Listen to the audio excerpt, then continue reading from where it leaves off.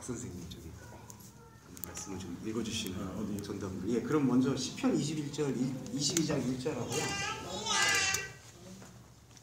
오늘은 말씀을 좀 많이 보겠습니다. 시편 22장 1절 먼저 읽어주시고, 마태복음은 저기 박미정 목사님께서 읽어주시면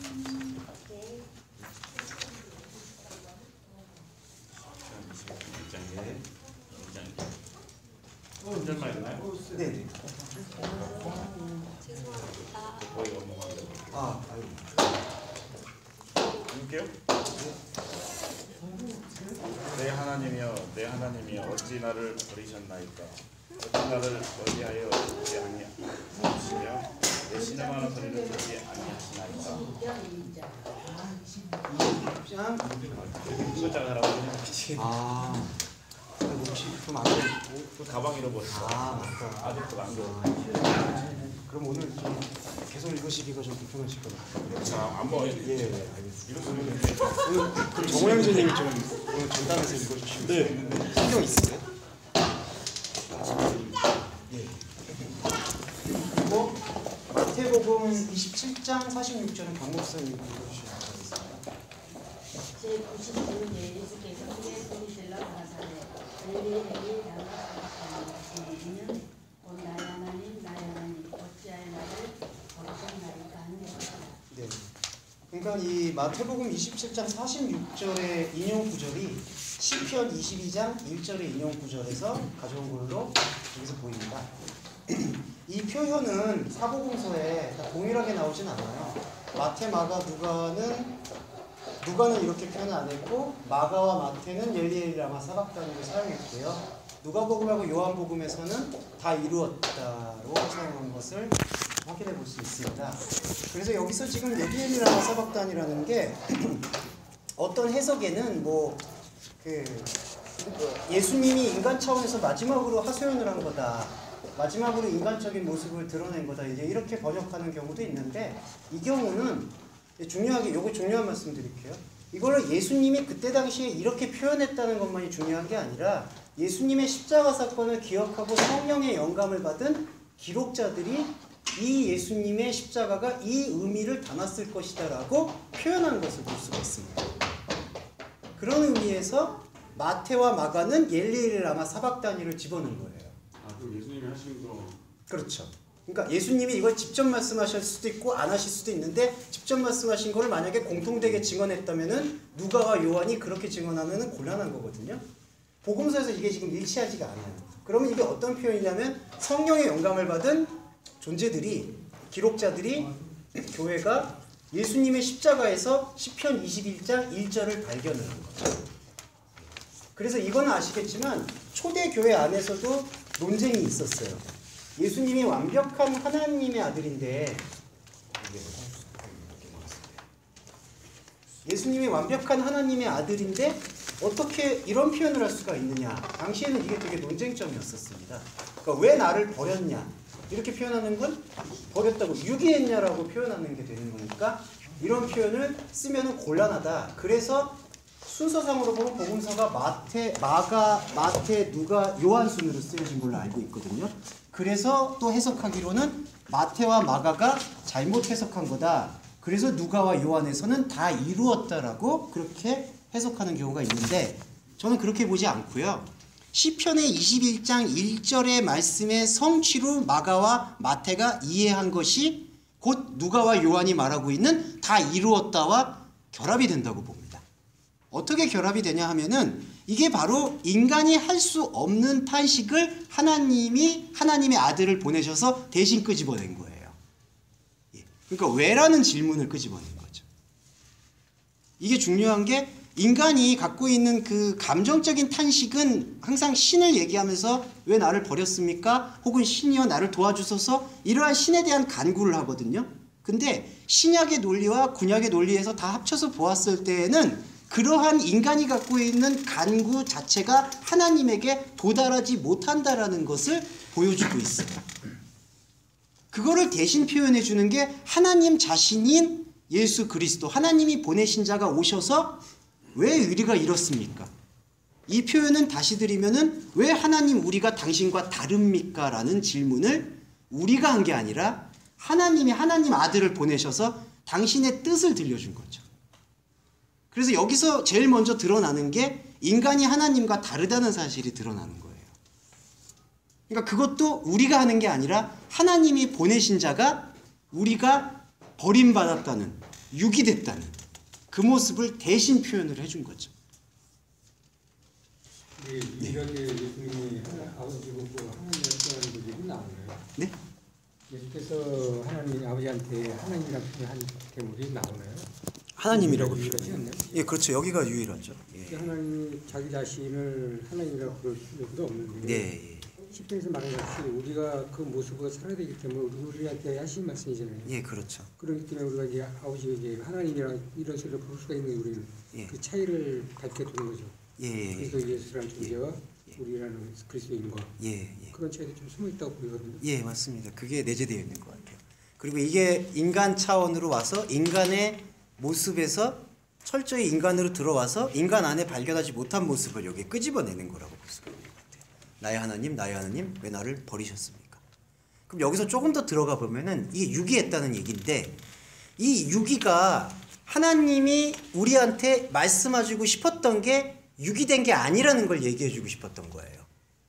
무슨 뜻이냐면 지금 하나님과 인간이 완전히 떨어져 있는 상태인데 그 떨어져 있다는 상태조차 하나님의 아들이 오셨지 않았으면은 그게 입증이 안 돼요. 그리고 인식이 안 돼요. 그냥 자기는 떨어진 건지 안 떨어진 건지 그걸 몰라요. 근데 하나님의 아들이 와서 오셔서 우리가 떨어져 있다. 인간과 하나님은 완전히 떨어져 있다라는 거를 보여줘서 철저한 다름을 말해줬는데 지금 여기에 표현은 내가 인간이 유기되었다는 것처럼 표현이 되지만 그거를 깊게 살펴보면은 하나님과 인간이 달라야 돼요. 거기까지 들어갈 필요가 있습니다. 그게 무슨 얘기냐면 창세 전이라고 이야기할 수 있는 하나님의 원래 영역에서는 타락한 존재가 내재되어 있어요. 그건 인간의 타락을 말하는 게 아니라 하나님과 격리된 채 살아가고 있는 욕망의 존재들. 그거를 성경에서는 디아블로스라고 표현을 하고 있죠. 대적자 혹은 유혹자. 그게 바로 창세전 사건이에요. 그래서 창세전 사건에서는 하나님처럼 되고자 하는 욕망에 사로잡혀 있는 존재가 있는 거예요. 그 시간이 이제 저희가 계속 나눴던 크로노스의 시간이라고 표현할 수 있는 그 욕망의 시간으로 치환이 돼버린 거고. 그래서 인간에게는 그것과 인간이 가질 수 있는 특권 중에 하나는 그러한 욕망으로 쭉 이어져 내려오는 그 욕망을 쫓을 수밖에 없는 다름을 인정하지 않고 하나님처럼 신처럼 되고자 하는 욕망만을 갖고 있는 그 상황을 결별시키는 거죠. 하나님과 우리가 다르다라고 보여서. 근데 우리는 인간은 감정적으로 하나님과 다르다고 느낄 때 완전한 유기의 감정을 느끼는 거예요. 완전히 떨어졌다라고. 근데 그게 복음이에요. 예. 목사님 죄송합니다. 네네네. 오늘 진도가 어떻게 돼가는 건지 전혀 그 그룹 채팅에 제가 그룹 채팅에 잠깐 문자를 올렸었고요. 요게 보시면은 이제 이스라엘 속죄제사하고 십자가 사건 묵상이라고 해서 대속죄일의 그 구약에 나오고 있는 대속죄일의 사건과 예수님이 그걸 신약에서 어떻게 성취했는가를 이렇게 묵상하는 시간을 갖고 오늘은 있습니다. 특별히 이렇게 네, 이게 이제 아까 말씀을 드렸는데 이제 2년에 한 번씩 꼭 그거 뭐 규칙은 아닌데 2년에 한 번씩 요 이제 오순절 사건에 대한 의미를 묵상하는 시간을 가져서요. 요번 주가 텍스트 복사한 거는 더 없나요? 텍스트 복사한 게 좀 안 갖고 계세요? 네. 아, 빌려서 제가 잠깐 그거를 같이. 예, 죄송하고 그러면은 제가 내일 월요 모임 두 분 중에 한 분 나오시면 텍스트는 내일 또 첨부해 드리겠습니다. 네. 일단 나가긴 나가야 되겠지만 또 두 분이 한 분이라고 예. 했으니까. 아니, 저는 신혼이라. 예? 아니요, 오순절, 그러니까 대림절 지금 교회력으로는 그런데 이제 저희 교회력으로는 이제 지금 시점이 부활 다음에 갖고 있는 시점이라서 이렇게 선택을 했습니다. 기억나실 때 재작년에도 이렇게 뭐 이렇게 했던 걸 그렇습니다. 그리고 두 분은 신혼 부부세요. 여기 두 분 인사 나누시죠. 잠깐만요. 죄송합니다. 좀 뜬금없게 말씀드려가지고요.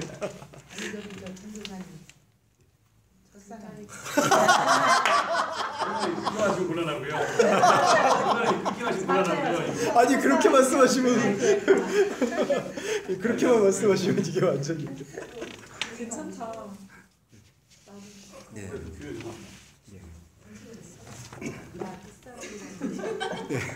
예. 자, 그래서 지금 제가 이 말씀을 드렸던 거는 이렇게 엘리엘리 라마 사박다니를 외치시는 십자가를 통해서 우리에게는 우리가 하나님과 다르다는 사실이 자각이 되었고 그분의 부활을 통해서 이렇게 다를 수 있고 우리 안에 하나님을 찾을 수가 없다라는 사실을 생명으로 확증해 준 사건이 부활이라고 볼 수가 있어요. 그러니까 우리한테는 하나님을 알만한 것이 없다라는 고백이 그 없다라는 고백이 우리가 생각할 때 실제로 없다라고 생각할 수 있지만 그 없다라는 고백을 해준 주체가 하나님의 아들이 들어오셔서 그걸 없다라고 우리는 하나님과 다르다라는 사실을 보여주셨기 때문에 우리는 연결고리가 확증이 되는 거죠. 실제적으로 그래서 부활을 통해서 예수님이 만져봐라. 그거는 이 실제적인 살아있음만이 중요한 게 아니라 이 구약의 말씀이 성취된 것을 이제 증언하는 것이죠. 예. 그 과정까지 모든 말씀이 네. 인식적으로 이제 깨달아져야 예수께서 그 없음을 내가 이제 인정하게 되잖아요. 네, 그렇죠. 인정하게 되는 것이 참된 신앙의 고백인 것이지. 예, 그렇죠. 맹탕 겸손한 마음으로 나한테 하나님이 없어, 믿음이 없어. 예. 이런 식으로 나가면 이것도 하나의 교만인 거죠. 예, 그렇죠, 그렇죠. 자기가 이제 뭐 하나보다 높은 걸로 생각해가지고 그런 식으로 얘기하고. 예, 그렇죠. 그러니까 그냥 뭐 내가 감정적으로 살아봤더니 없다. 뭐 내가 이렇게 해봤더니 이렇게 하는 건 다 헛되다. 이런 표현하고는 지금 맥락이 다른 것 같아요. 자, 그게 십자가 사건의 외침이었고요. 제가 이 말씀을 드렸던 이유는 예수님의 공생애의 절정은 십자가, 부활, 승천, 오순절. 키워드가 이렇습니다. 십자가, 부활, 승천, 오순절. 이 네 가지 사건이 갖고 있는 의미가 구약의 대속죄의 일의 성취와 맞물려 있어요. 그래서 그거를 같이 이제 나누어 보고자. 그래서 이렇게 네 가지 사건을 통해서 그것을 성취하신 그리스도가 구약에 있는 모든 규례를 만족시키신 존재라는 것이 입증된다라는 것을 볼 수가 있습니다. 제가 이 말씀을 또 왜 드리냐 하면은 이게 바로 유대교나 다른 교회가 갖고 있는 다른 종교가 갖고 있는 것과의 결정적인 차이점이에요. 그러니까 지금 아시겠지만 유대교도 그렇고요. 그 캐톨릭도 이러한 속죄 제사의 과정에 대한 숙고가 없어요. 일단 유대교는 예수를 메시아로 인정하지 않으니까 예수가 대속죄를 성취했다라는 그런 개념 자체를 얘기를 하지 않고 있고요. 그 다음에 캐톨릭은 이걸 어떻게 보냐 하면은 아시겠지만은 캐톨릭 교리는 계속 매년 교황이 미사를 드려요. 그게 이제 대집전 미사라고 해가지고 1년에 한 번씩 상징적으로 미사를 드리는데 그 미사의 전통을 구약의 레위기에 있는 대속죄의 전통하고 똑같이 끌어왔어요. 그러니까 예수가 단번에 속죄제사로 드렸다고 했는데 캐톨릭은 그게 아니라 계속 예수를 통해서 위임받은 베드로, 일대교황 베드로를 통해서 온 위임받은 교황이 이 대속제사를 계속 하고 있다라고 볼 수가 있죠. 그러니까 그거는 반성경적이라고 얘기할 수가 있는 거예요. 냉정히 말하면. 그러니까 왜냐하면 교황이 이제 예수의 대리자가 되는 거예요. 예. 그러니까 그 제사는 의미가 없습니다. 그런 미사는. 예. 그래서 이제 우리 개신교가 그리고 하나님의 말씀을 담보하고 있는 교회가 드리는 이 영적인 제사, 영적인 예배라는 게 도대체 어떤 의미인가를 여기서 이렇게 찾아보시면 좋을 것 같습니다. 잠깐 이거는 좀 여쭤볼게요. 손전선 이거는 저기 작년에는 같이 안 하셨었죠 저희가?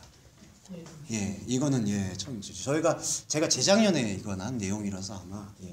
그리고 이거 자매님 이거 들으신 적 있으세요? 예, 그래서 같이 한번 들으시면 예 좋을 것 같습니다. 자 그러면 지금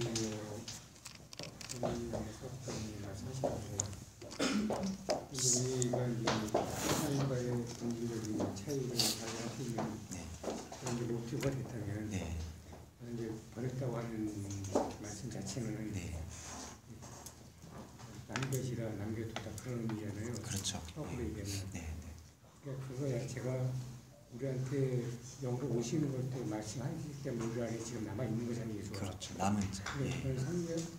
그런 성령으로 오셨을 때 오신 존재에게만 이제 유한 것이 그렇죠. 그렇지 않은 존재에게는 예수의 고백이 한낱 그냥 공허한 거잖아요. 그렇죠. 그냥 외부적 고백이 되는 거죠. 예. 기독교한테 있지 나하고 상관이 없는 거죠. 그렇죠. 그러니까 이게 자신한테 관통이 안 되는 건 사실 진리라고 보기가 어렵죠.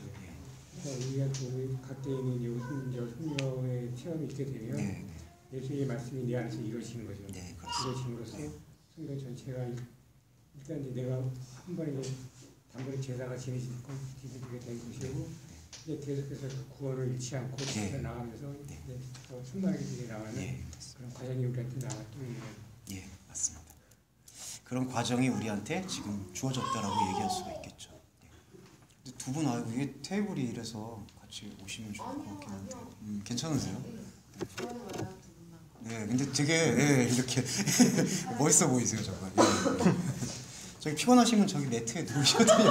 아니 이게 저희 다 아까 말씀드렸습니다. 예, 저기 누우셔도 될 것 같고요.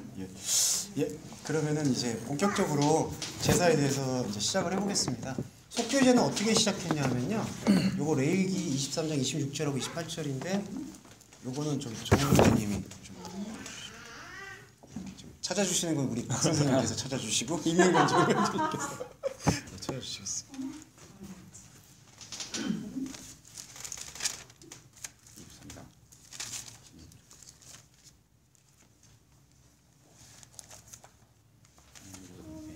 여호와께서 모세에게 일러 가라사대 7월 10일은 속죄일이니 너에게 성회라.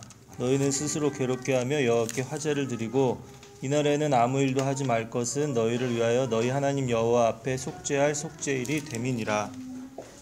예, 아멘. 예, 23장 26절하고 28절에서 보시면은 지금 속죄일 공표에 대한 부분이 나오고 있습니다. 7월 10일이 속죄일이니 성회다. 그 다음에 여기는 이제 기쁨의 예배가 아니고요. 죄를 이제 사하는 그런 날들이기 때문에 스스로 괴롭게 하라는 표현을 이제 여기 많이 쓰고 있습니다. 그래서 이제 이날은 아무것도 하지 말아라 이렇게 표현했고요. 그 다음에 이날에 또 스스롭게 괴롭게 아니하는 자는 그 백성 중에서 끊어질 것이다. 29절에는 또 그렇게 표현이 되어 있습니다. 그래서 이 속죄일은 1년에 한 번 이제 대표적으로 드리는 대속죄일이라고 또 표현을 하고 있어요. 예. 그래서 이제 일반 백성들은 속죄제를 드릴 때 이제 재산의 가치에 따라서 재산이 적은 사람은 이제 뭐 그냥 에바 가루를 드리기도 하고 비둘기를 잡기도 하고 또 재산이 있는 사람은 이제 수송아지나 염소를 잡기도 하고 그렇게 잡아서 그 피를 통해서 속죄를 받고 있습니다. 그게 유집사님이 아실 텐데. 예. 가로 담는 거니까 무슨 뭐 그러다니까요. 저는 향신료로 기억하고 있는데 정효진 어때요? 대박이라든가 예. 그러든가 그런. 곡식을 좀 빻아서 제가 알기로 근데 그걸 먹을 수 있는 용도는 아니고 그 향신료로 쓰인다고 제가 들었어요. 어떤 분들은 그게 또 곡식의 개념이다라고 얘기를 하시는데 그게 아니라 이제 화제의 개념인데 이제 그 돈이 이제 그 재물이 부족한 사람이 그걸 통해서 이제 향을 피운다. 하나님한테 이제 올려드린다. 그런 의미로 쓰이는 걸로 알고 있습니다. 예, 그게 바로 1년에 한 번 지금 이스라엘 백성이 드리는 그러니까 백성들 각자가 드리는 속죄제가 있고요. 그 다음에 국가 차원에서 1년에 한 번씩 드리는 대속죄일. 지금 여기서는 대속죄일을 얘기하고 있습니다. 예. 그 다음에 보시면 속죄 제사 과정인데요. 레위기 16장 1절에서 29절의 내용입니다. 이게 길긴 한데 이거 그래도 한번 읽어보시는 게 좋을 것 같습니다. 대소식을 한번 읽어보시면 좋을 것 같아서 정호영 씨님 수고해 주시겠습니다. 29절까지 읽어요. 예. 아론의 두 아들이 여호와 앞에 나아가다가 죽은 후에 여호와께서 모세에게 말씀하시니라. 여호와께서 모세에게 이르시되 내 형 아론에게 이르라. 성소의 장 안 법궤 위 속죄소 앞에 무시로 들어오지 말아서 사망을 면하라. 내가 구름 가운데서 속죄소 위에 나타남이니라. 아론이 성소에 들어오려면 수송아지로 속죄 제물을 삼고 수양으로 번제물을 삼고 거룩한 세마포 속옷을 입으며 세마포 고위를 살에 입고 세마포 띠를 띠며 세마포 관을 쓸지니 이것들은 거룩한 옷이라. 물로 몸을 씻고 입을 것이며 이스라엘 자손의 회중에게서 속죄 제물을 위하여 수염소 둘과 번제물을 위하여 수양 하나를 취할지니라.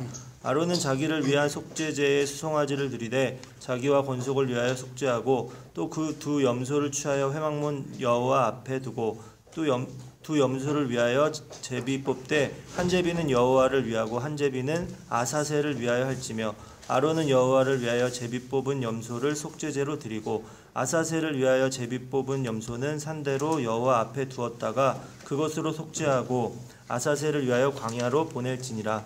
아론은 자기를 위한 속죄제의 수송아지를 드리되 자기와 건속을 위하여 속죄하고 자기를 위한 그 속죄제 수송아지를 잡고 향로를 취하여 여호와 앞 단 위에서 피운 불을 그것에 채우고 또 두 손에 곱게 간 향기로운 향을 채워 가지고 장 안에 들어가서 여호와 앞에서 분향하여 향연으로 증거계 위 속죄소를 가리우게 할지니 그리하면 그가 죽음을 면할 것이며 그는 또 수송아지의 피를 취하여 손가락으로 속죄소 동편에 뿌리고 또 손가락으로 그 피를 속죄소 앞에 7번 뿌릴 것이며 그 백성을 위한 속죄제 염소를 잡아 그 피를 가지고 장 안에 들어가서 그 수송아지 피로 행함같이 그 피로 행하여 속죄소 위와 속죄소 앞에 뿌릴지니 곧 이스라엘 자손의 부정과 그 범한 모든 죄를 인하여 지성소를 위하여 속죄하고 또 그들의 부정한 중에 있는 회막을 위하여 그같이 할 것이요 그가 지성소 위에 속죄하러 들어가서 자기와 그 권속과 이스라엘 온 회중을 위하여 속죄하고 나오기까지는 누구든지 회막에 있지 못할 것이며 그는 여호와 앞 단으로 나와서 그것을 위하여 속죄할지니 곧 그 수송아지의 피와 염소의 피를 취하여 단 귀퉁이 뿔들에 바르고 또 손가락으로 그 피를 그 위에 7번 뿌려 이스라엘 자손의 부정에서 단을 성결케 할 것이요 그 지성소와 회막과 단을 위하여 속죄하기를 마친 후에 산 염소를 드리되 아론은 두 손으로 산 염소의 머리에 안수하여 이스라엘 자손의 모든 불의와 그 범한 모든 죄를 고하고 그 죄를 염소의 머리에 두어 미리 정한 사람에게 맡겨 광야로 보낼지니 염소가 그들의 모든 불의를 지고 무인지경에 이르거든 그는 그 염소를 광야에 놓을지니라. 아론은 회막에 들어가서 지성소에 들어갈 때 입었던 세마포 옷을 벗어 거기 두고 거룩한 곳에서 물로 몸을 씻고 자기 옷을 입고 나와서 자기의 번제와 백성의 번제를 드려 자기와 백성을 위하여 속죄하고 속죄제 희생의 기름을 단에 불사를 것이요 염소를 아사셀에게 보낸 자는 옷을 빨고 물로 몸을 씻은 후에 진에 들어올 것이며 속죄제 수송아지와 속죄제 염소의 피를 성소로 들여다가 속죄하였은즉 그 가죽과 고기와 똥을 밖으로 내어다가 불사를 것이요 불사른 자는 옷을 빨고 물로 몸을 씻은 후에 진에 들어올지니라. 너희는 영원히 이 규례를 지킬지니라. 7월 곧 그달 10일에 너희는 스스로 괴롭게 하고 아무 일도 하지 말되 본토인이든지 너희 중에 우거하는 객이든지 그리하라. 예, 감사합니다. 예, 다 어떠세요? 이걸 보시니까? 복잡하죠. 네, 여기 절차가 복잡하죠. 네. 이거 성경 읽독하시면은 다 대부분 다 넘어가는 부분들인데 기억나시죠? 예. 권사님 이거 기억나시죠? 읽으실 때. 권사님 이거 기억나시죠? 네, 속죄일. 이 속죄일이 약간 좀 복잡하기도 하고요. 또 다른 때 속죄 과정하고 좀 차이는 있어요. 그래서 이제 큰 흐름을 여기서 말씀을 드릴 수가 있습니다. 속죄제 때 이게 나와요. 수송아지를 잡거나 염소를 잡는데 이걸 이제 희생의 상징이라고 해서 양의 상징으로 많이 귀속이 됩니다. 이제 그 얘기가 갖고 있는 또 의미 중에 하나는 염소는 사실 양하고 종이 다르잖아요. 근데 이제 그것을 드리는 이유가 어떻게 해야 되냐면 이 염소가 그때 당시로 기억하기로는 야생성이 있고 길들여지지 않고 양에 비해서 뭐 온순하지 않다. 그러한 이미지를 갖고서 이 염소를 희생시키는 게 곧 양의 어떤 순종을 상징하는 것으로 희망을 한다. 그래서 염소라는 것을 잡는 경우로 이해가 되어지고 있습니다. 수송아지는 송아지 같은 경우에는 그때 당시에 부요와 풍요의 상징을 갖고 있거든요. 근데 이거는 구약의 제사에서 중요한 의미를 갖고 있어요. 이건 설교들은 잘 안 하시는데 풍요하고 부요를 얘기할 때 이 수송아지가 보면은 헬라어로 말하면 엘 야크라는 뜻인데 이게 보면은 이 엘이라는 뜻을 가만히 보시면 아시겠지만 엘로힘이라고 해서 하나님을 상징할 때 사용하기도 하고요. 하나님을 상징할 때 사용하는 말이 아닌 경우에는 어디에서 많이 사용하냐면은 바알 종교에서 바알신을 얘기할 때 이 엘을 사용합니다. 우리 이 하나님이라는 거 쓸 때 엘로힘이라는 거 쓰잖아요. 근데 이 엘이라는 단어는 다른 종교에서도 다 많이 쓰고 있는 단어예요. 당시에는 그 바알 종교가 이 송아지를 부요와 풍요의 상징으로 숭배했어요. 그래서 바알 종교하고 차이가 뭐냐면 바알 종교는 죄송한 표현인데 자기 아들을 잡아 죽일지언정 송아지를 잡아 죽이지 않아요. 그게 우가릿 문명에서부터 이어져 내려와서 힌두교 아시죠? 그래서 이게 또 송아지 그런 것들을 이제 존중하는 그런 신을 섬긴다라는 의미로 발전이 돼버렸죠. 히브리어도 이 송아지한테 엘이라는 단어가 또 사용되고 있어서 알렙이라는 알파벳이 사용이 되고 있습니다. 근데 이 송아지를 잡는다라는 그 얘기는 아까도 염소를 잡아서 양의 희생을 기념하는 것처럼 송아지를 잡아서 우리는 이방신과 다르다라는 것을 구별해주는 역할을 또 하나 하고 있습니다. 예. 그러니까 일단 요 지금 대속죄 제사가 있는데 지금 재료가 뭐냐면 수송아지와 염소예요. 근데 이 두 상징이 무엇을 상징하냐? 신약으로 들어오면은 신약만이 아니라 그때 당시도 양을 상징하고 있다. 그렇게 보시면 좋죠. 그래서 이제 좀 이따 보시겠지만 신약에 보면은 하나님의 세상 죄를 지고 가는 하나님의 어린 양이다라는 표현이 나오잖아요. 예, 요한복음도 그렇고 누가복음, 마태복음 이렇게. 근데 이제 일단 뭘 여기서 준비를 하냐 하면은 송아지는 하나를 준비했는데요. 염소는 2마리를 준비합니다. 그래서 하나는 하나님을 위해서, 야훼 하나님을 위해서, 하나는 인간을 위해서. 거기서 이제 이 상징적 표현으로 아사셀을 위해서. 아사셀은 하나의 상징적 명칭이에요. 2 염소를 준비해서 하나는 야훼를 위해서, 하나는 인간을 위해서. 그래서 대제사장이 2 염소를, 물론 여기서는 흠이 없어야 되고요. 뭐 얼룩달룩해서도 안 되고 뭐 다른 어떤 징조가 있어도 안 되고 침 흘려서도 안 되고, 예, 가장 그들이 말하고 있는 기준에 부합되고 있는 흠없는 2 염소를 잡죠. 근데 잡는데 어떤 것만 잡느냐? 야훼 하나님한테 드릴 걸 잡아요. 잡는다는 표현 죄송하지만 이제 그 방식으로 도축을 하는 거죠. 그래서 피를 흘려서 그 피를 가지고 대제사장이 회막에서 휘장으로 열고 성소로 들어가고, 여기 단계에서 또 설명되어 있긴 하지만 여기 이게 디테일한 부분이 또 있습니다. 이 성소에서 또 잡고 지성소로 들어가요. 2번 들어갑니다. 총 3번 들어가죠. 이렇게 따지면 회막에서 이제 물두멍 여기 있고, 그 다음에 여기서 성도들이 다 기다리고 있어요. 그러니까 백성들이 다 기다리고 있고, 여기서 이제 대제사장이 옷 입고 차려입고 회막 들어가서 물두멍에 못 씻고 뭐 하고, 그 다음에 휘장을 열고, 여기 휘장 갈 때 속죄소에서 또 씻고 들어가고 또 씻고 들어가고, 예, 이렇게. 그 다음에 이 양은 지금 살려둬요. 죽이지 않아요. 여기서는 이제 2 염소 중에 하나를 잡아서 그 피를 가지고 이제 대제사장이 들어가죠. 이렇게. 근데 여기는 살려두고요. 그 다음에 어떻게 하냐면 여기 성소 넘어서 지성소로 들어간 다음에 백성들이 하루 정도 기다려요. 그래가지고 이 피가 이 대제사장이 흠이 없는지 있는지를 이제 살펴요. 하루가 지나서 죽으면은 아시겠지만은 이렇게 끈이 있어요.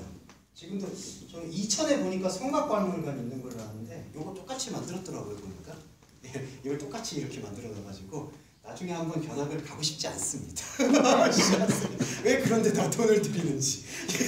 그 돈 있으면 죄송합니다. 제가 억울해서 왜 그런 걸로 돈을 다 쓰는지. 거기는 그 관장님이 옷을 다 제사장 옷을 입고 있어요. 실제로 만든 옷을. 그래서 저도 간지가 난다고 그러시면 안 되죠. 그걸 복음으로 승화를 시켜야 돼요. 그래서 이제 끈을 두고요. 백성들이 기다려요. 근데 그 다음날 동이 텄는데도 만약에 제사장이 멀쩡한 모습으로 나오면은 이 제사는 성립이 된 거예요. 근데 만약에 안 나온다. 안 나온 경우가 있는 걸로 알고 있어요. 그거 죽은 거예요. 왜 죽었느냐? 하나님이 명하시지 않은 다른 속죄물이나 다른 향이나 다른 불을 갖고 갔을 때, 이게 이제 제사, 죄송합니다, 제사 용품이거든요. 이 제사가 이제 이방 제사가 아니라 요거는 이제 속죄제 제사니까 제사라고 표현을 할 거예요. 제2용품이나 제사 용품을 하나님이 명하시지 않은 것을 갖고 들어갔을 때 죽어요. 근데 이제 백성들은 밖에 있기 때문에 죽었는지 안 죽었는지를 모르잖아요. 그러면은 이제 하루 지났는데도 아무 반응이 없으면 그 끈을 당겨요. 끈을 당겨도 그 별 반응 없으면 이제 끌고 내는 거죠. 그럼 대제사장은 이제 죽은 거죠. 그래서 이제 여기 제가 말씀 중에 하나 적어 놓은 게요. 여긴 적어놓은 게 아니에요. 여기 있습니다. 그 레위기 10장 1절하고 2절 보시면은요. 그런 사건이 하나 나옵니다. 이것도 한번 보시겠습니다.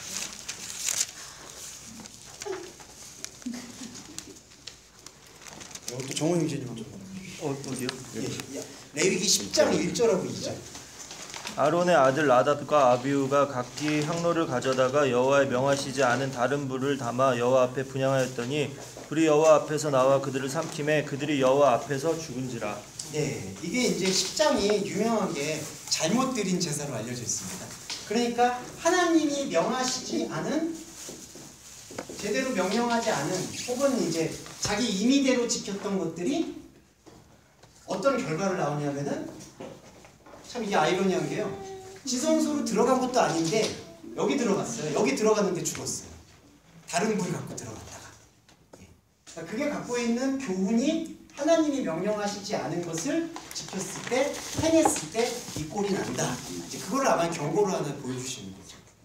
그래서 이 이스라엘 백성들이 1년에 한 번씩 지키는 속죄 제사는 지금 이 과정을 겪습니다. 그러니까 먼저는 성도들에게서 수송아지가 이 성도들 안에서 잡히고요. 성도들이 이제 자기네들 가족과 민족의 죄를 씻어야 되니까, 민족이 아니라 자기 가정의 죄를. 그러니까 성도들이 각자가 잡고 이 대표로 대제사장이 들어가서 이 과정을 통해서 이 성도들이 갖고 있는 1년에 지은 국가적으로 그 모든 죄를 이제 사하는 일이 일어나요. 근데 이제 중요한 게 또 뭐냐면 여기서 들어갔잖아요. 들어갔다가 제일 중요한 건 제사가 전혀 끝난 게 아니에요. 여기 들어갔을 때 여기서 나와야 돼요. 지성소에서 대제사장이 나와서, 여기 레위기 16장에도 말씀이 나와 있지만 백성들의 죄가 사하여졌다는 것을 대제사장의 멀쩡한 몸을 통해서 증명이 되는 거예요. 그러니까 다른 불이나 다른 피나 다른 제사용품을 갖고 들어가지 않은 것을 증명하는 게 멀쩡한 몸이에요. 대제사장의 몸. 그래서 대제사장이 그 몸을 보여줘요. 그리고 너희들의 죄가 사해졌다라고 선포를 해요. 그래야지 이 제사가 끝나는 건데, 마지막 하나 남은 거는 그 대제사장이 여기 갖고 들어갈 때 야훼께 하나님한테 드릴 염소는 희생을 시켜서 피로 들어갔고, 여기서는 아사셀 양을 피 흘리는 게 아니라 안수를 해요. 이 죄를 전가해요. 백성들이 지은 죄를. 그리고 이 아사셀 양을 광야로 떠나보내요. 이렇게. 살려서 보낸다라고 표현할 수 있어요. 아사셀이 무슨 뜻이에요? 이제 아사셀이 여러 가지 뜻이 있는데요. 그 상징적인 의미로서 그 인간이 갖고 있는 고뇌, 아픔, 뭐 그런 뜻도 단어 있고. 뜻이 예, 히브리어 중에 그게 히브리어가 아니라 이게 좀 단어가 명확하지가 않아요. 이 아람어 방언인데 이제 히브리어 알파벳이 아람어하고 히브리어가 같은 알파벳을 쓰기 때문에 히브리어로 해석을 하면은 뭐 고뇌, 아픔, 그 다음에 무슨 어떤 대신 뭐 지참하는 보증 그런 뜻인데, 근데 이게 이제 아람어로 쓰였기 때문에 그게 말이 정확한지는 모르겠어요. 단어의 중요함보다는 그 자체를 예. 아사셀이라고 하기 때문에. 예, 그래서 그냥 아사셀이라는 표현이 여기서 갖고 있는 역할은 그 대제사장이 죄를 고하고 그 죄를 안수받은 존재를 이제 아사셀이라고 표현해요. 그래서 그 아사셀은 희생이 되고 하는 게 아니라 광야로 이제 떠나가는 것을 볼 수가 있어요. 네. 이게 보시면은 대속죄의 과정이에요. 그리고 여기서 중요한 게요. 여기서 지금 16장, 레위기 16장 29절에서 뭐라고 되어 있냐면요. 영원히 지켜라. 네. 16장 29절 제가 읽어보겠습니다. 너희는 영원히 이 규례를 지킬지니라. 네. 그러니까 계속 지키라는 얘기예요. 네. 한 해도 어기지 말아라. 뭐 이런 표현으로 받아들이는 거죠. 이거를 보시면 아시겠지만 그렇기 때문에 지금도 유대교는 1년의 대속죄일이 되면은 이거를 하죠. 예, 속죄 제사를. 근데 제사장 죽어도 남은 적도 있어요? 그 구약에서는 실제적 증언들이 있어요. 죽었다는 경우가 있는데, 아 지금도 예, 근데 지금에서는 이제 하나의 의식이 됐죠. 그래서 이거 관광 상품이라 성지순례 간 목사님들이 이거 가서 뭐 기도한다고 갔다가 그 대제사장이 이렇게 그 무슨 이거 뭐지 이걸로 막 때린다 그러더라고. 왜 들어오냐고. 그러니까 여기 이제 이스라엘 가면 이렇게 관광 상품처럼 여기 밖에 이렇게 대기실이 있는데 우리 한국의 목사님들이 워낙 열정이 넘치시니까 들어가서 기도한다고. 근데 여기 들어오면 안 되는 거거든요, 이제 일반인이. 유대인들도 백성들은 들어가면 안 되는데 하물며 이방인인 우리들이 막 한국 사람이 들어가가지고 기도한다고. 우상 깬다고 이제. 예, 뭐 그런 해프닝들이 좀 있었어. 제 아는 목사님도 가셨다고. 그런 공경을 당하셨다. 예. 그래서 이게 제사의 근원이 됐어요. 근데 이거를 잘 보시면 이게 지금 유대교의 제사잖아요. 근데 아시겠지만 이슬람에는 라마단이 있는데 이 라마단은 코란에 보면은 이거와 매우 유사한 그 행위가 라마단으로 이렇게 전환이 돼 있어요. 이건 뭐 나중에 또 말씀을 드릴게요. 그래서 이 라마단의 제사, 이슬람이 드리는 제사, 유대인의 제사, 그 다음에 캐톨릭이 그 우리나라는 지금 추기경이 세워졌나요 다시? 네. 예, 그 영수증이죠. 네. 예, 추기경이 그 1년에 명동성당에서 한 번씩 제사를 해요. 미사라고 표현을 하는데 요걸 그러니까 영원히 지키라는 것을 계속 보는 거고 유교, 천도교, 증산도, 대순진리회 다 해요. 요거. 죄송합니다. 요거는 저 다른 종교 얘기니까 말씀드릴게요. 대순진리회 중에 뭐가 있냐면은 천지개벽 제사가 있어요. 1년에 한 번 이제 이거를 이제 그 후천개벽이라고 들어보신 적 있으시죠? 예, 후천개벽을 맞이하기 위해서 한 번에 1년에 한 번 드리는 거예요.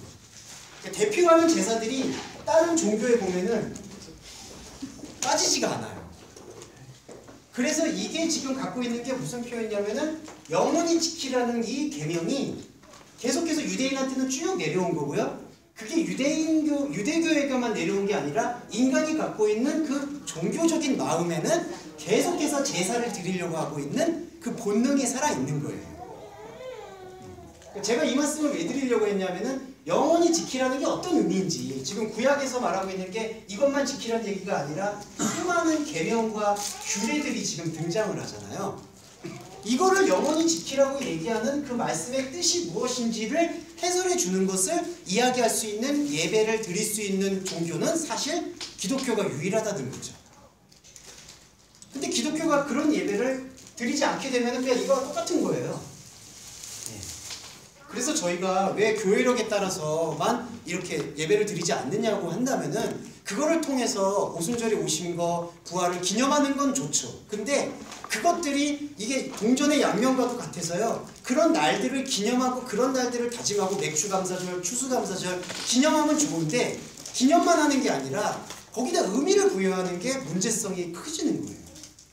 그러니까 우리들은 그냥 아예 기념하는데 뭐가 그렇게 까다롭냐 그렇게 얘기할 수 있는데 말씀의 본질을 이해하지 않는 상태에서 그러한 예배를 드리게 된다면은 그거는 여기서 말하고 있는 제사와 다를 바가 없는 거죠, 사실은. 그러니까 제사를 하냐 안 하냐, 예배를 맥주감사 예배를 하냐 안 하냐의 문제가 아니에요. 그래서 우리가 그걸 계속해서 마음에 새길 필요가 있다는 거예요. 영원히 지키라는 뜻이 신약에서 예수님이 어떻게 말씀을 하셨는지. 예. 단편적으로 영원이라는 게 어떤 기간이 얘기하는 게 아니라 예. 영원이라는 상태, 천국이라는 개념 상태 안에서 지키라 그런 개념으로 지각이 될 것 같은데 제가 말하려는 걸 대신 다 말씀해 주셨네요. 예, 맞아요. 예, 제가 말하려는 게 그거였는데 예, 말씀드립니다. 예. 아니 그게 맞으실 것 같아요. 예. 다시 말씀해 주세요. 예? 다시 말씀해 주세요. 네, 그건 이제 여기서부터 이제 요걸 이제 십자가 사건으로 본 제사 성취 과정 그걸 보시면서 지금 집사님 말씀하신 거에 성취가 되는 거예요. 그게 영원히. 첫 번째로 보시면은요, 이제 하나하나씩 좀 찾아보겠습니다. 히브리서를 볼게요. 히브리서가 제사에 대한 해석이 제일 탁월해요. 이 10장 10절입니다. 이것도 정호영님.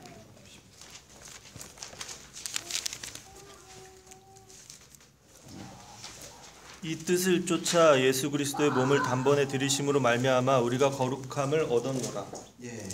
그거 보시면은 10장 10절이 있거든요. 10장 10절에 지금 뭐라고 되어 있냐면은 뜻을 쫓아 예수 그리스도의 몸으로 그 다음에 단번에 들이심으로 말미암아 거룩함을 입었다.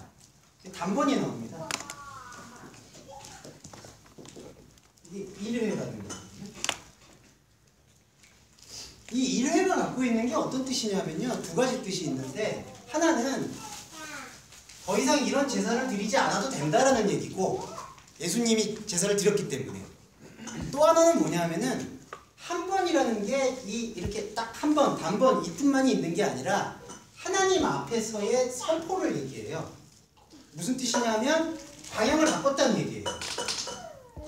영원히 지키라는 게 이게 보면은 이 계명을 지켜라, 규례를 지켜라가 계속 1년에 한 번씩 반복되어지는 거잖아요. 근데 그 반복되는 걸 예수님이 멈추셨잖아요. 근데 예수님이 그러면은 그 멈추셨다라는 뜻이 갖고 있는 게 뭐냐면은 계속 해도 될 거를 예수님이 대신하셨다는 말씀이 아니라 계속 해야 된다라는 개념을 바꾸셨다는 거죠.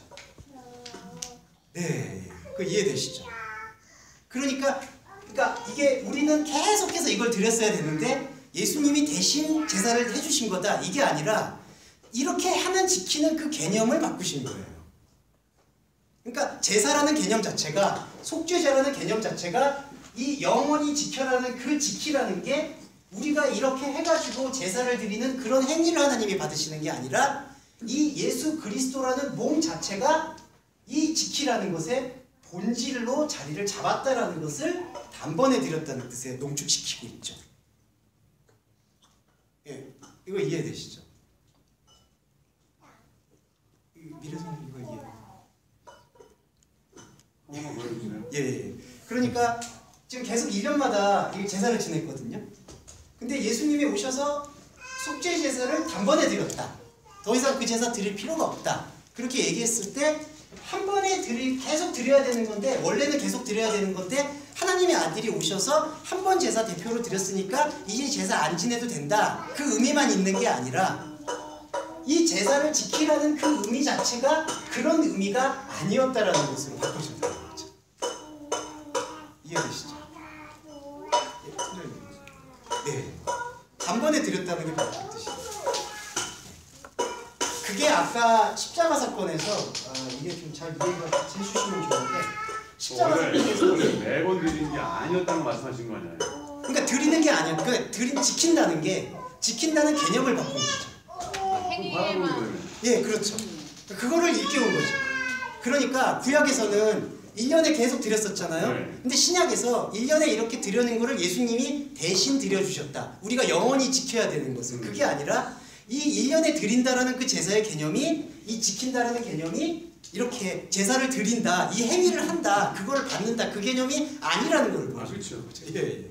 그 말이 왜 이렇게 갑자기 어렵지? 이게 어려워요. 이게 어려울 수밖에 없는 거예요. 사실 단번에 드렸다고 했을 때는 쭉 드려야 되는 건데 그분이 대신 지셨다. 이렇게만 되거든요. 그게 아니라 이를 지킨다라는 개념을 바꾸신 거죠. 말하자면 그렇게 네. 해석해도 되나요? 네. 그냥 말하자면 방법론을 제시하신 거잖아요. 네, 네. 방법론을. 예, 방법론. 예, 그렇죠, 그렇죠. 예. 그러니까 제사라는 이런 행위를 꾸준히 지키는 것의 방법론이 아니라 이렇게 하는 과정 중에서 이렇게 하도록 말씀하신 분이 누군가를 보는 게 네. 예, 그때 레위기의 제사의 목적이었던 거죠. 그게 그 본질이잖아요. 그렇죠, 그렇죠. 예.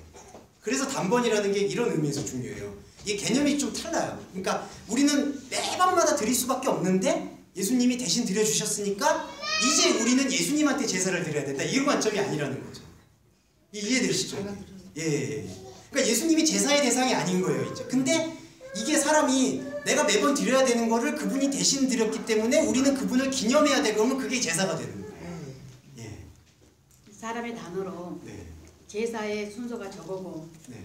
저것을 네. 매년 영원히 이렇게 말하면 항상 이게 있어야 될 것 같이 말하는데 예. 그 자체가 예. 예수 그리스도로 말미암은 것임을 예.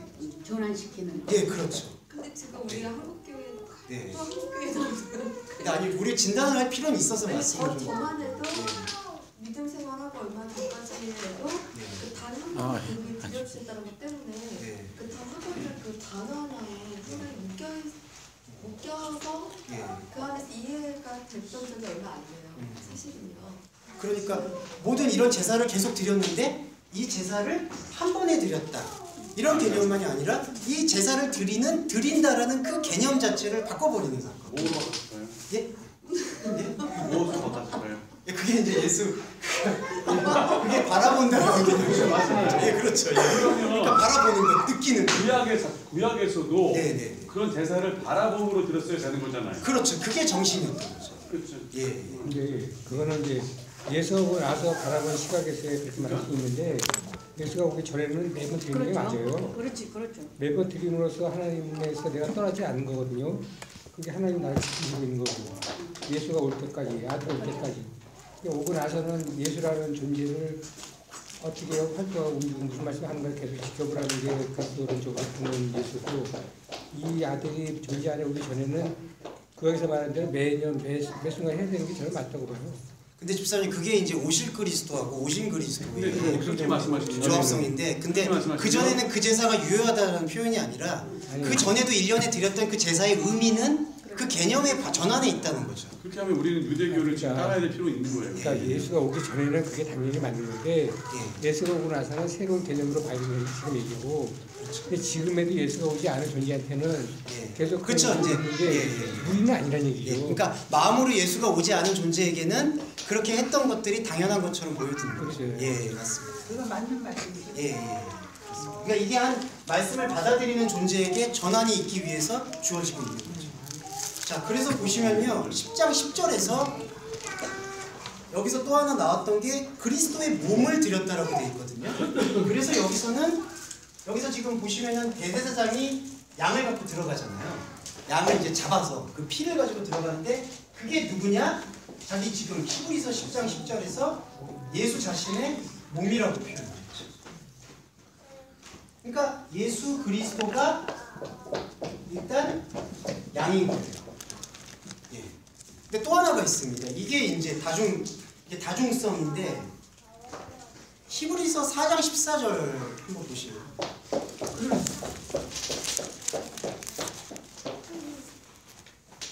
예. 그러므로 우리에게 큰 대제사장이 있으니 승천하신 자 곧 하나님 아들 예수시라 우리가 믿는 도리를 굳게 잡을지어다. 예. 먼저 이거 말씀드릴게요. 여기 보면은 이 제사의 과정에서는 대제사장이 있고 양이 있잖아요. 근데 여기서 이 신약에서 이게 어떻게 성취가 되냐면은 양도 그리스도고 대제사장도 그리스도예요.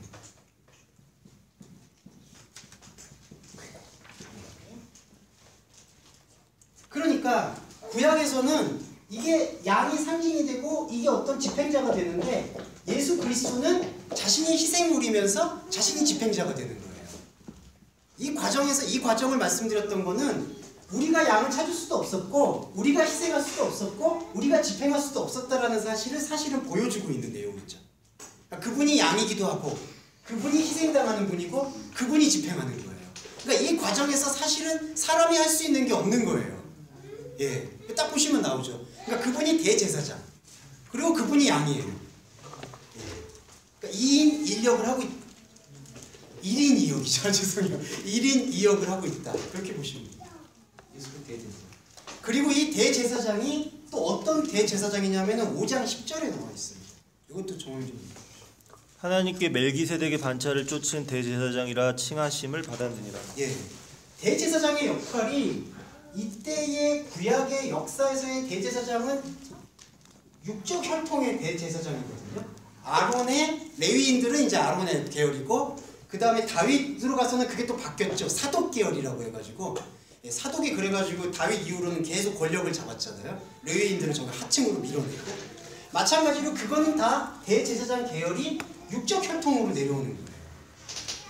근데 지금 예수님의 대제사장 역할은 어떠한 혈통으로 내려왔느냐 하면은 멜기세덱으로.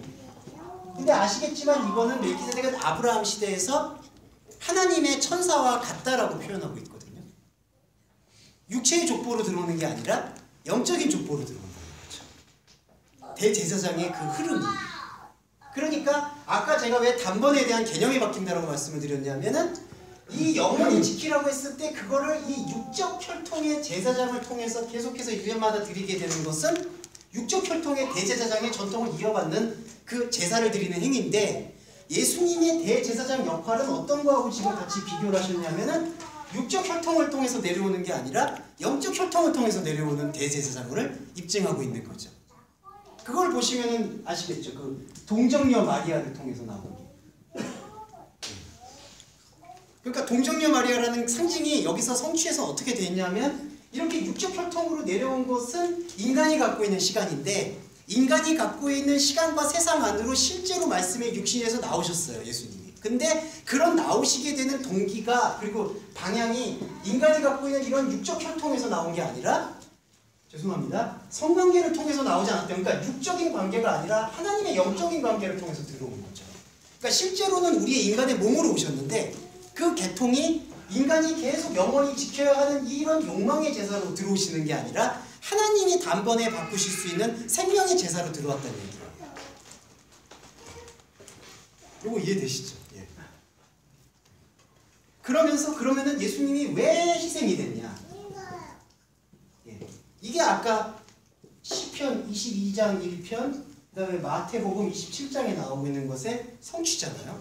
무슨 얘기냐 하면 인간이 갖고 있는 생각은요 육적인 존재예요. 아시겠지만 육적인 존재고 욕망의 존재예요. 그게 이제 성경이 계속해서 말하고 있던 바고 이게 나쁘다 좋다의 뜻이 아니라 이 상황 속에서는 영원히 지키라고 얘기를 하잖아요. 그러면 이 영원히 지키라는 개념을 이 개념에서 찾을 수밖에 없어요. 우리 조상들은 어떻게 했으니까 우리 조상들도 제사를 했으니까 우리도 제사해야지 우리 조상들도 이렇게 예배했으니까 우리도 예배해야지 이렇게 갈 수밖에 없어요. 이게 인간이 갖고 있는 근본적인 한계예요.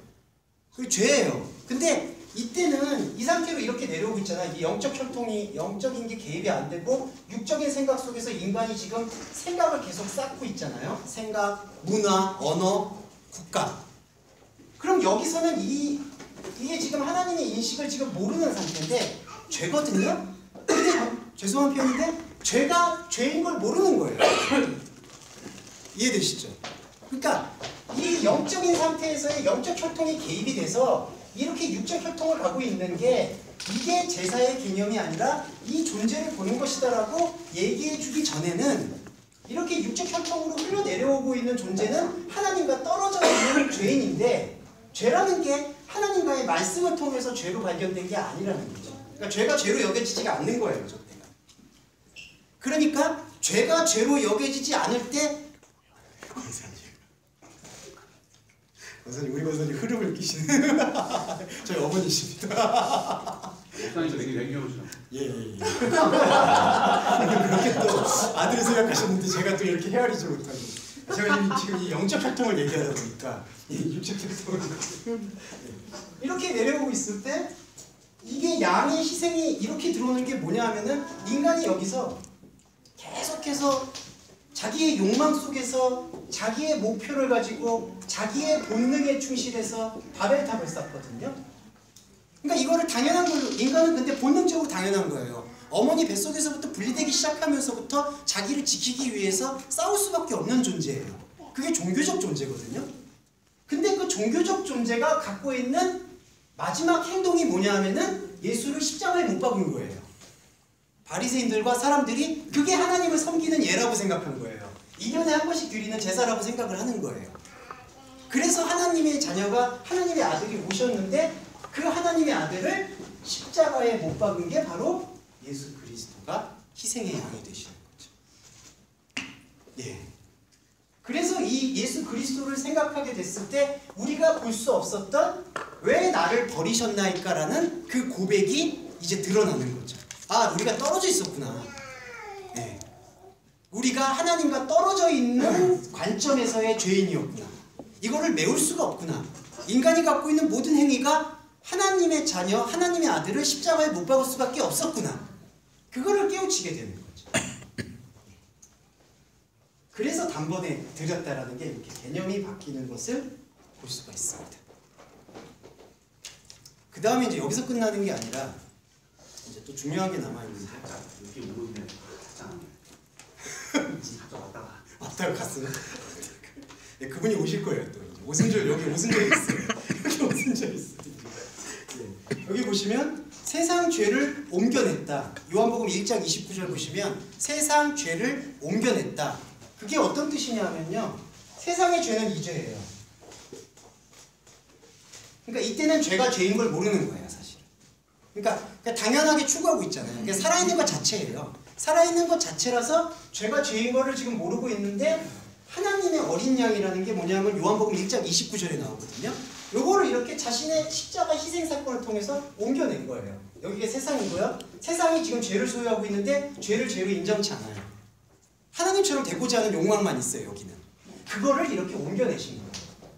세상의 죄를 옮겨내신 하나님의 어린 양이다. 이게 십자가예요. 자, 그리고 이제 중요한 게 십자가를 통해서 이렇게 옮겼잖아요. 근데 그 옮겼다는 게 이 구약의 제사로 봤을 때 어느 위치냐? 이게 중요한 게 휘장이 찢어지는 사건인데 바로 이 휘장이 찢어지는 사건이에요. 요걸 좀 순차적으로 이해해 주시면 감사하겠습니다. 휘장이 여기가 찢겨져서 이 회막에서 휘장이 찢어져서 성소로 들어갔어요. 십자가 사건을 통해서. 그 다음에 보여주는 게 뭐냐 하면은 여기서 이제 이 부활이 보여져요. 부활은 어디에서 나왔냐면은 우리한테, 이 백성들한테 지금 나온 거예요. 안 죽은 거예요. 다른 불을 들고 가지 않은 거예요. 다른 피를 갖고 들어간 게 아니라 살아있는 거예요. 산이요. 예, 그렇죠. 죄 없는 뭐. 예, 그렇죠. 그러니까 지금 이게 예수 그리스도가 지금 희생제물이 되셨잖아요. 희생제물이 되셨는데 이 희생제물된 피가 거짓이 아니다라는 걸 증명한 게 부활이에요. 예, 그러니까 살아있는 몸이죠. 예, 그래서 살아있는 몸으로 보여주신 거예요, 우리한테. 그리고 또 하나, 다 그거를 이해를 못하죠, 성도들이. 예, 그렇죠. 그러니까 왜 예수님이 육체적으로 부활을 나타났느냐? 그게 육체적으로 부활하신 것만이 중요한 게 아니라 이게 성취된 존재다. 예. 그러니까 성교의 휘장이 위에서부터 아래로 찢어졌다고 하잖아요. 이 찢어진 게 바로 여기 사건으로 들어가는 거예요. 위에서 아래도 방향성도 중요하겠네요. 그렇죠. 수직이죠, 이제. 오셨어. 예. 오셨네요. 원산이 오다 옆으로 살짝 변이 됐네요. 예, 이렇게 위에서 아래로 찢어서 여기로 들어가셨고, 이게 들어가셨다라는 게 말씀의 성취라다라는 것을 입증한 게 부활이에요. 죽지 않았죠. 거짓이 아니었죠. 헛되이 죽은 게 아니라는 것. 그래서 지성소로 들어가요. 근데 여기서 대충 끝나는 경향이 있는데 여기서 엄밀하게 예수님께서는 당신의 4가지 키워드를 성취하세요. 십자가, 부활, 승천, 오순절. 예, 이걸 딱 보세요. 이게 중요합니다. 이걸 주목하시면 돼요. 십자가를 통해서 양과 대제사장의 역할을 하신 그분이 자신의 피를 흘려서 부활을 통해서 바로 이 제사가 단번에 드리는 이 예수 그리스도의 거룩한 산제사가 진정한 제사였다라는 것을 입증하셨어요. 근데 아까 요 히브리서 4장 14절 보시면 알겠지만 승천하신 자 예수 그리스도라고 얘기했거든요. 우리도 아시겠지만 이 복음서에 보면은 부활하신 다음에 승천하셨어요. 그게 어디로 들어가는 사건이냐? 대속죄 사건에서는 이 지성소로 들어간 사건이에요. 예, 이걸 간과해서는 안 돼요. 예. 부활의 증거를 보여주시고 승천이라는 것은 그분이 하늘의 존재다라는 것을 지금 보여주는 사건이거든요. 그 다음에 뭐가 나오냐면 구약 대속죄의 제사를 보시면 지성소에 대사장이 들어갔잖아요. 그 다음에 대사장이 들어가서 제사가 끝난 게 아니잖아요. 나와야 되죠. 나와서 선포를 해야 되는 거예요. 백성들의 죄를 사해 주셨다라는 걸. 그게 오순절이에요. 그러니까 방언 사건이 고린도 교회하고 그걸 다르게 봐야 되는 거예요. 사도행전의 오순절은 이렇게 방언 막 이런 방언을 했다는 표현이 아니라 이렇게 지성소로 들어간 하나님의 영이 오순절 우리가 갖고 있는 이 성도들 백성들 어디 기다리냐면 회막 밖에서 지금 기다리고 있잖아요. 그래서 예수님이 내가 올 때까지 기다려라. 그래서 기다리고 있었잖아요. 그래서 양이 돼서 십자가의 피를 통해 부활의 성소를 부활의 흔적을 보여주고 그 부활의 흔적을 제자들한테 보여준 다음에 기다리라고 얘기했죠. 그게 바로 이 죽지 않았다는 입증이죠. 이게 흠없는 어린 양의 피라는 게 입증이 된 거죠.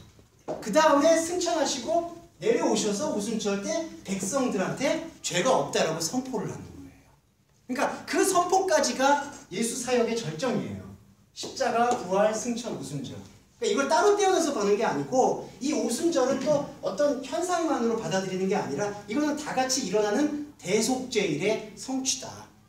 우리가 이거를 말씀으로 참여하게 되면은 1년에 한 번 드렸던 걸 그분이 대신했다는 그런 관념이 아니라 우리한테 죄가 무엇인지 그거를 선포해 주는 분의 음성이 들린다는 거죠.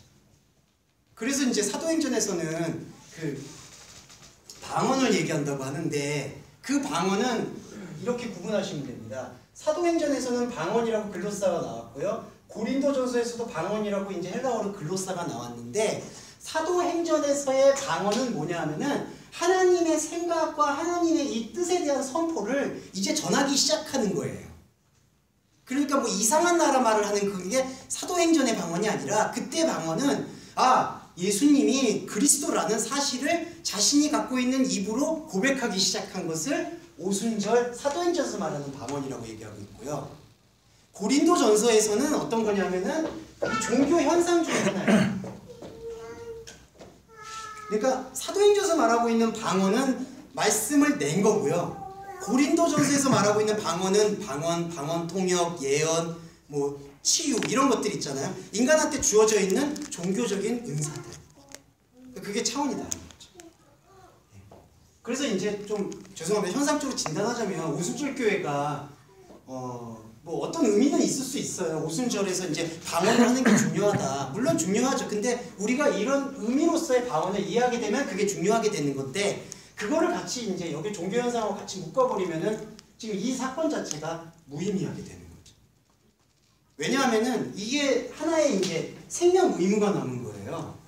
보시면 이게 이제 아사셀 양이 지금 살아있잖아요. 이 양한테 안수를 했어요. 안수를 하고 광야를 보냈어요.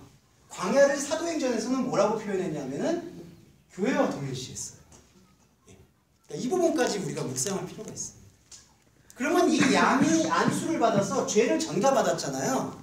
근데 죄를 전가받은 게 부정적인 거냐? 사도 바울의 표현을 빌려서 거기에 접목해보면 죄가 더한 곳에 은혜가 넘쳤다라고 얘기하고 있거든요. 이게 무슨 뜻이냐? 우리가 레위기 때 드렸던 사람들이 갖고 있는 죄인식은 삶 속에서 짓고 있는 죄책감의 죄인식이고 예수님이 단번에 드렸던 죄인식은 사람 자체가 행하든 행하지 않든 그것과 상관없이 인간의 존재 자체가 하나님과 떨어져 있다는 것을 설명해 준 죄였던 거예요. 이해하시죠? 그러면 예. 저 오순절에서의 네. 그러니까 지금 오순절까지가 네. 예수 사역의 참 결정의 그 네. 위치잖아요. 네. 그렇다면 지금 좀 전에 그 말씀하신 것처럼 예. 이거를 비유로 네. 저도 그렇게 그다음에 오순절에까지가 네. 말하자면 어떻게 하기오스로 예, 거룩함의 거룩함의 그 그 안에 정점이죠. 예, 예. 정점으로 보여야 예. 되고 그 고린도 교회에서 일어난 예. 그런 종교 행위 이런 것들은 그냥 단지 예. 우리 그 양심의 법에 그렇죠. 이제 그런 것들을 우리가 알고 있는 예. 어떤 지켜야 될 것들 예, 지원해주는 지원해주는 그 작업에 예. 불과한 것으로만 딱 구분해서 예, 우리가 그렇죠. 알고만 있어도 예, 그렇게 해서 그분이 이제 만약에 종교 현상들을 초구하시는 분들에게 그들의 것들을 존중을 하면서도 요 사건에 대해서 이야기하게 되면 접목이 되는 거죠. 근데 자칫 우리가 네. 오순절 하면 네. 성령이 임하시고 그 안에서 네. 우리가 번동을 받고 막 예. 이렇게 막 일방적으로 그렇죠. 일방적으로 이제 하는 경우가 현상적인 많잖아요. 걸 많이 예. 보게 되니까. 예. 그렇게 예. 그리고 근데 결혼하시니까 결혼하시기 전에도 되게 총명하셨습니다. 우리 자매님께서 네, 결혼의 힘이 위대하군요. 그리고 이 죄인식 구분이 되게 필요합니다. 중요한 게 여기서는 이게 이렇게 헷갈려서는 안 돼요. 무슨 말씀이냐면 예수님께서 이렇게 죄를 옮기셨잖아요. 그래서 우리의 죄를 다 해결해 주셨다고 했거든요. 그럼 어떤 죄를 얘기하는 거냐? 우리가 삶 속에서 느끼는 이러한 어떤 비양심적인 것 혹은 내가 느끼는 죄책감의 죄를 해결하셨다는 문제가 아니라 내가 갖고 있었던 근본적인 게 하나님과 달랐다는 것을 보여줌으로써 하나님과 하나가 될 수 있는 길을 열었다는 걸 모든 죄를 해결해 주셨다는 거죠. 그러니까 그거를 잘 이제 인식할 필요가 있는 것 같아요. 왜냐하면 예수님의 죄가 우리의 모든 죄를 사해 줬다고 했을 때는 우리가 갖고서 생활할 때 있는 모든 죄를 다 양심의 가책, 느낌, 그런 것들을 다 해결해 주셨다라고 많이 보는데 그게 아니라 근본 자체가 달랐다는 것을 보여주신 게 죄를 해결해 주신 거죠. 왜냐하면 우리는 하나님과 다르다는 것을 바로 이 희생제물이신 십자가와 부활을 통해서 확증을 하니까. 그러니까 하나님과 다르지만 나는 하나님과 함께 있는 거죠. 예. 이렇게 보실 수 있습니다. 그래서 여기서 아사셀 양이 광야로 걸어가잖아요. 광야로 걸어간 다음에 우리한테 암시하고 있는 바는 죽음이에요. 예, 여기서는 광야라는 게 이제 한문으로 보면 무인지경이라고 해가지고 사람이 살 수 없는 곳. 그러니까 뭐 풀 한 포기 물 한 모금 안 나는 곳이에요. 그러니까 이 광야로 걸어가는 아사셀 양은 죽게 돼 있어요.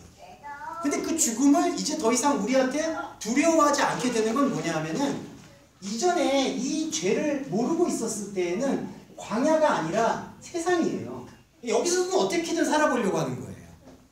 예. 그러니까 지금 이 하나님의 세계가 들어와서 우리를 분리해주는 그 세계로 사는 게 아니라 그냥 인간이 쌓아 올리고 있었던 이 목적 지향적이고 욕망 지향적인 세계에서 의미를 찾다가 죽는 거예요. 그게 세상이에요. 근데 이거를 광야로 바꿔주시고 죄를 전가시킨 거예요. 이때 죄가 뭐냐면은 하나님과 다르다는 것을 인식할 수 있는 도구예요. 예. 그래서 여기서는 죽음이 어떤 죽음이 되냐면은 그리스도와 함께 죽게 되는 거예요. 대제사장인 존재가 아사셀 양한테 안수를 하고 너 죄를 전가했거든요. 그때 죄의 전가가 너한테 이게 죄가 다 옮겨졌다 이런 뜻이 아니라 이러한 죄는 더 이상 세상의 죄가 아니라 하나님을 알게 되는 죄이기 때문에 광야로 걸어 들어가서 내 자신이 죽어도 그리스도와 함께 살 수밖에 없다라는 것을 보여준다는 거죠. 근데 이제 평범하게 말씀하시기를 교회에서들은 원죄를 사해 주셨다고만 이렇게 얘기하시잖아요. 네, 그렇죠. 이제 그거를 제가 디테일하게 설명드릴게요. 우리가 자범죄는 이제 그거는 아니고. 근데 이제 그게 자범죄라고 얘기하는 것도 번역을 보면은요, 자범죄가 내가 삶 속에서 짓는 죄를 얘기하는 게 아니라 원죄가 이게 하나님의 말씀에 개입되기 이전에 인간이 이게 원죄 상태잖아요. 이 원죄 상태에서 생각하고 있는 모든 것들이 죄라는 거죠. 그러니까 권사님 이게 뭐냐면 우리가 뭐 훔쳤다, 죄송해요, 훔쳤다, 간음했다, 이것도 자범죄지만 동시에 나 이거 간음 안 했어, 나 안 훔쳤어, 그것도 죄라는 거죠.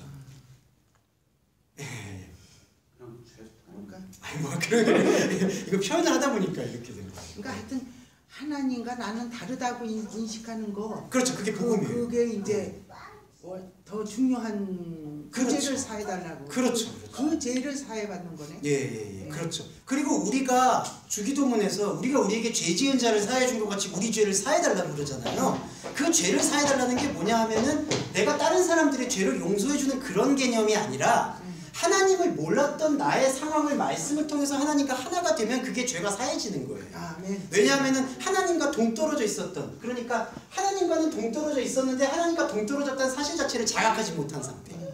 그러니까 내가 뭐 떨어졌는지 안 떨어진 걸 모르는 상태. 근데 말씀이 들어오면은 내가 하나님과 떨어져 있고 이 떨어져 있던 것을 알려준 분이 예수 그리스도고, 예수 그리스도가 나는 하나님과 다르지만 나는 하나님과 하나가 될 수 있는 길을 열어주시는 중보자이심을 선포하셨으니까 그걸 받아들이면 우리가 우리에게 죄 지은 자, 내가 나한테 아직 하나님에 대해서 모르는 자, 내 안에 있는 다른 존재들에게 죄를 알려주는 거죠. 그러면 우리 죄가 사해지는 거예요. 목사님이 사해졌다잖아요. 네네. 사해졌다는 게 뜻이 네. 없어진 걸 말씀하시는 거예요? 보냈다는 거예요. 그러니까 죄는 남아 있는데 네네. 예수님 피로 덮은 걸 말하는 거예요. 대속이죠. 덮은 걸 말하는 예, 거예요. 덮은 거 말씀하시는 예. 거예요. 그러니까 죄를 사했다는 게 아피에미가 보냈다는 뜻이거든요. 이 죄는 남아 있어요. 왜냐하면 우리가 죄인식을 하니까. 근데 죄를 보냈다는 거는 이 죄가 이 하나님 아닌 상태에서는 죄가 아닌 것으로 우리한테 그냥 있었던 거고, 죄를 보냈다는 건 죄를 인식해서 보내버린 거예요. 그러면 그게 바로 그 자리를 차지하는 게 대속죄, 우리를 죄 없다고 말씀하시는 생명의 유해자이신 그리스도가 들어오는 거죠. 예. 잠깐 지금 단어에서 네. 헷갈린 뜻이 있거든요. 네. 덮을 예수님의 보혈로 덮을 받은 거하고 네. 죄를 보낸 거하고 차이를 동일하게 볼 수 있는 거예요. 그게 이제 입체적으로 동일성이 있어요. 입체적으로. 예. 그러니까 죄를 보냈다는 게 없어진 건 아니잖아요. 예, 그렇죠. 없어진 게 아니에요. 내 안에 깨닫지 못했던 죄를 끄집어냈거든요. 근데 이렇게 죄를 그래서 보낸 거예요. 보냈다라는 뜻은 죄를 끄집어내서 이 죄가 너를 자각하게끔 만들었지만 이 죄는 더 이상 너를 지배할 수가 없다라는 것을 예수 그리스도가 이 속죄소를 통해서, 속죄 사건을 통해서 확증시켜 주신 거죠. 예, 요거 이해되시죠? 보낸 게, 그러니까 이 죄를 우리가 아는데 죄가 더한 곳인데 우리가 하나님을 또 떨어지는 걸 말씀을 보험으로써 느끼니까. 근데 이 떨어져 있다라는 걸 느끼게끔 해준 분이 이 인간이 갖고 있는 죄의식과 죄를 보내버리신 그리스도가 계시니까 계속 하나님과 나는 다르면서도 하나님과 하나가 있다라는 합일의 생각을 갖게 되죠. 무슨 질문인데요. 그 아사셀 염소가 네. 지금 마당에 있어서 지금 안수받고 광야로 보내는 것 같이 그려져 있는데 네. 실제적인 이제 아사셀이 제자들 아닙니까? 예수 제자들? 그렇죠. 이제 상징적으로. 네, 그렇죠. 제자들은 분명히 성전까지 들어갔던 얘기죠. 묵두멍을 지나서. 네. 그럼 성전에서 그 성전 안에 있는 빛을 보고 떡상에 있는 떡을 먹고 네. 다윗이 얘기했던 같이 네. 그럼 아사셀이 일단 거기까지 갔고 네. 죽으려면 하나님을 만나게 되면 죽게 되잖아요. 창세기에서 나오듯이. 네, 그렇죠. 그러니까 하나님을 만났다는 얘기인데 네. 그 아까 양이 이제 하나님한테 데려다 했을 때 네. 그 자체에서 그리스도 양과 나라는 염소가 네. 양으로 삼아 주셔가지고 예, 예. 같이 들어간 것이 아닌가 지성소에. 그 지성소에 같이 들어갔다라는 표현이요.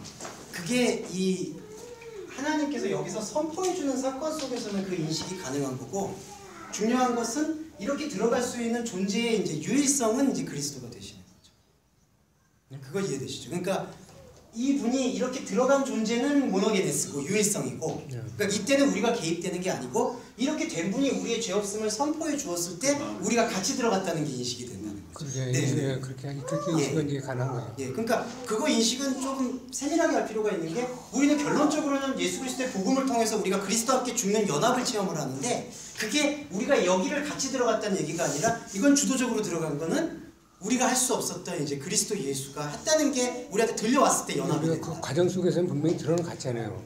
떡을 못된 건 예, 그렇죠. 떡을 못된 건 들어갔어요. 양식을 못된 얘기고. 예, 그러니까는 그렇죠. 물두멍에서 이제 내가 세례를 받아가지고 이제 성전까지 들어갔고 성전에서 지성소까지는 내가 못 들어가니까 예. 그리스도의 힘으로서 들어가는 거 아닙니까? 예, 그리스도의 들어간 피를 상태까지는 일단 전체적인 그림에서 하나가 되는 상태고.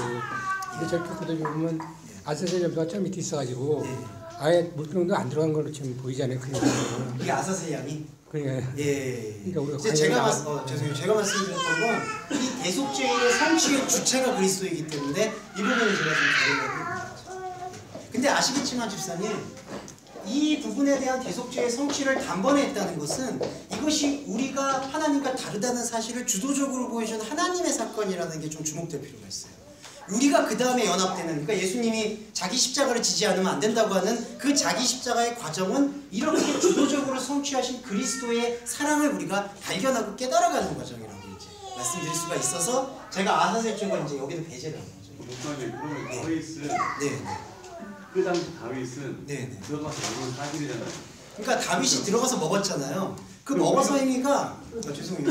그 먹어서 행위가 지금 어떤 얘기였냐면요, 다윗이 알고 있는 모델이 뭐냐면은 우리의 반면교사예요, 사실은. 만약에 우리가 신앙에서 네. 다윗을 보면 네. 다윗이 들어갈 수 있다는 건, 담대하게 들어갈 수 있다는 거는 네. 예수의 역할이 안 한다는 생각이 하나 들겠고.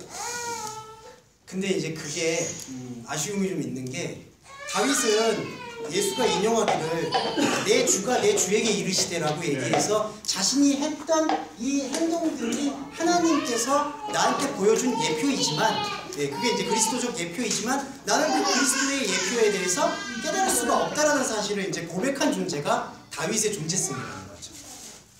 그건 다르게 봐야 돼요. 그럼 신앙을 통해서 만약에 우리가 중요한 건 그 당시 바리새인들이 다윗을 했을 적에는 그걸 궁금해했거든. 왜 저 사람 살려줬냐고 이런 식으로 궁금했단 말이죠. 근데 우리 같은 경우 신앙 공부하는 사람 입장에서는 그 충분히 관통해서 볼 수가 있어요. 그렇죠. 그럼 그 당시 다윗은 들어갔을 적에 이런 모든 거에 예수의 흐름에 한 걸 알고 행했을까요? 아브라함하고 같이 봐야죠. 그러니까 다윗 안에서 그 상황들이 알게 모르게 주어졌지만 그 주어진 것에 대해서 다윗은 반응을 했잖아요. 아브라함도 반응을 했고, 그 반응을 한 것을 히브리서에 의하면 믿음으로 보셨던 거죠. 그게 구속사 예표라고, 그걸 좀 입체적으로 봐야 돼요. 그러니까 구속사 예표가 아쉬운 게 다윗이 그리스도를 예표한다고 많이 얘기하잖아요. 근데 그거는 불충분한 거예요, 사실은.